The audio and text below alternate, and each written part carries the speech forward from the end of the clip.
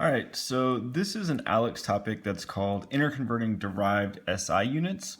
And this is a pretty complicated topic. It's very confusing, and I looked at the explanation that ALEKS gave, and it's really hard to follow. So what I'm going to do in this first video is really slowly work through one of these problems, so this problem here. And then in the next video that I'll make, I'll go through a few other examples, but a lot more quickly.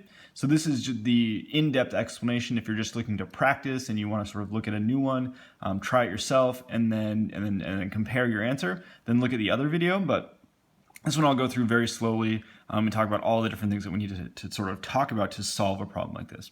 So in this problem, we're asked to essentially convert to a unit conversion. We're going to use dimensional analysis, and that unit conversion is going to be from this megapascals times centimeters cubed times seconds to the -1. So this is another, we'll call this inverse seconds. And we'll talk more about that as we do the problem. And I want to convert these units into units of kilojoules times inverse seconds. So this is my end goal. And in order to do this, there's a few pieces of information that we're going to need. The first one that I think is really important is what's the definition of a Pascal? So 1 Pascal, the units for Pascal are kilograms times inverse meters times inverse seconds squared. So this would be my unit for 1 Pascal. And then the other sort of conversion that we're definitely going to need is what a joule is. So we're asked to find our final answer in terms of kilojoules. So I looked up what a joule was, and a joule, 1 joule is equal to 1 kilogram times meters squared times inverse seconds to the -2. So these are going to be some key pieces of information that we're going to need to use to solve this problem. And the other ways that we're going to, or things that we're going to need, those are just sort of the normal Greek prefixes. So here I see mega, so I need to know what mega means. And in this problem, well, not in this, all the time, one way to sort of think about this would be that 1 megapascal or 1 mega anything is going to actually be a million. So 1 times 10 to the 6th pascals. So a million, sometimes you'll just see this written as 10 to the 6th, but that's going to be sort of what that means. We will also need to use kilo. So I see a unit of kilo here. So I would know that 1 kilojoule is going to equal 1,000 joules. So these prefix changes, you're going to need to use those a lot in these types of problems, and we'll talk more about those and show you how we're using those. But that's something that you should sort of get more comfortable with as you're going through these problems and any sort of unit conversion type problems. Okay, so in terms of solving this, the first thing that I'm going to do is when I look at this, I know that I want to sort of do this conversion from pascals to these sort of base units, kilojoules, or excuse me, kilograms, meters, and seconds, and then that's going to allow me to convert back into joules to sort of do my final conversion, final answer. So the first thing that I want to do is get rid of this mega. So if I wanted to write this out, I might say 12.3 megapascals times centimeters cubed times seconds to the -1. And I'm going to multiply this by 1 times 10 to the 6th pascals over 1 megapascal. So that's going to essentially get rid of, if I want to follow my units, it's going to cancel out megapascals and convert into units of pascals. So what I'm going to do now, I'm going to leave the numbers off, and then we'll sort of do the calculation together at the end. So I'm going to leave the numbers off, so I'm just going to look at the units. So now I'm going to have units of pascals times centimeters cubed times inverse seconds. And I'm just going to use these and sort of continue the problem to then figure out sort of how I need to do the actual calculation at the end. So far I've taken this 12.3, I'm going to multiply it by a million. That's the first sort of thing to get to these units. So the next step, I'm going to convert from pascals, seconds to the -1. So convert from pascals to get rid of pascals and get into these sort of base units. So pascals times centimeters cubed times seconds to the -1, that's where we're at so far. And I'm going to use this conversion up here. 1 Pascal is equal to all of this stuff. So times 1 kilogram times inverse meters times seconds to the -2. That is equal to 1 Pascal. So I can do this conversion, and that's going to cancel my units of pascals.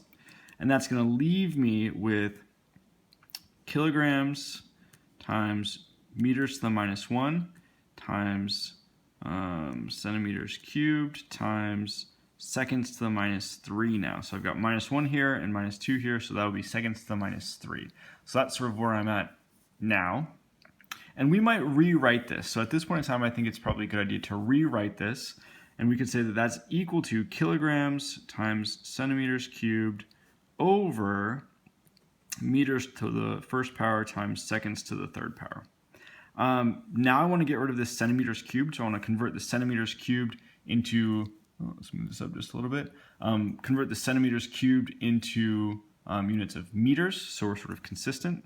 And this is probably the trickiest or most difficult aspect of these problems.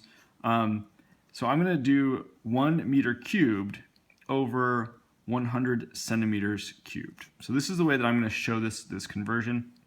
Now, the thing that's tricky about this is we can say, well, okay, centimeters cubed, that will cancel. I have meters cubed on the top now. But this value of 100, this should sort of be 100 cubed. So when I actually go through and do the calculation, I'm going to need to have this 100 cubed instead of just 100. So the way that we do this conversion, 1 meter cubed is equal to actually 100 centimeters cubed, and it's actually 100 cubed is going to be the correct way to do that calculation. So we'll leave that off until we get to the next step, but that's how we're going to do it. So then this is going to leave us with kilograms times meters cubed over meters to the first power times seconds to the third power. Okay, we're almost there. Now I need to bring back in this conversion of what is a joule? How do I use this unit of joules here? So I'm recognizing that we've got about the same sort of stuff here for our joule, and we can sort of look at canceling some units here. So I could rewrite this. I'm going to rewrite this as kilograms times meters squared, so canceling this 1 meters here, over seconds squared times seconds to the first. And I'm doing this seconds squared times seconds to the first because I know that this unit here, so sort of cutting this off, that unit there, that's equal to a joule. So this right here, this is actually equal to a joule over seconds to the -1. So again, kilograms times meters squared over seconds to the -2, or seconds squared, right? That is the same as what a joule is. So I'm just basically substituting that in. This is equal to joule over seconds. That's going to be that conversion. The last thing that I'm going to do here, we're almost running out of space, but I think we got just enough, is going to be to say, well, if I have joules and I want to get to kilojoules, so joules over seconds times 1 kilojoule over 1,000 joules, that's going to give me units of kilojoules over seconds, or we can write that as kilojoules times seconds to the -1. Those mean the same thing. And that is what we're looking for, right? So I want units of kilojoules times seconds to the -1. So that is what we're looking for. So now what we can do is we could go through and we could do all of the calculations that we need, right? So I'm starting with 12.3. I'm going to take 12.3, I'm going to multiply that by 1,000,000. And that's going to give me the value with these units. And then here, it's sort of hard to make sure that we're finding everything. Here is just a 1-to-1. So we don't need to do anything to say that these units here, the value that has these units is going to have the same value that has these units. Down here, now I've got to divide by 100 to the third.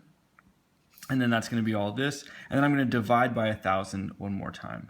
So this is all going to equal, if you do this calculation, I would encourage you to go through this calculation, 0.0123. So that is the correct value for these units here. And again, the way that I got to this number is taking 12.3, multiply that by 1,000,000, 1 times 10 to the 6th, also 1,000,000. And then I'm going to divide by 100 to the third power. And then I'm going to divide by 100 once more. And that's going to lead me to these final units here, or final value here of 0.0123. Okay, so on the next video, I'm going to run through a little bit quicker, a few more examples, and then if you have still more questions, definitely let me know.